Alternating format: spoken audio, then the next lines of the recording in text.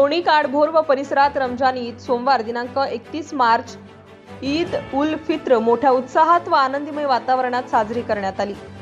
तरुण वर्ग, अबाल, वृद्ध व लहान मुलांनी ईद उल फित्रची नमाज सामूहिकरित्या पठण केली। आपल्या संदेशपर भाषणात बयान आलमगीर जामा मस्जिदचे इमाम साहब यांनी पवित्र अशा कुराण पाक मधील शिकवणीचा संदर्भ देत आजच्या परिस्थितीवर भाष्य करत कुटुंब, देश एकसंघ कसा ठेवावा, सर्व धर्म समभाव कसा पाळावा असा संदेश दिला। सामूहिक नमाज पठण नंतर समाज बांधव एकमेकांना ईद मुबारक करत आलिंगन देत हस्तांदोलन करत आनंद उत्सव साजरा करत होते।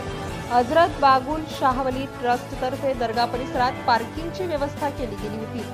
लोणी काडभोर पोलिसांनी आलमगीर जामा मस्जिद व हजरत बागुल शाह वली दर्गा परिसरात चोख बंदोबस्त ठेवला होता।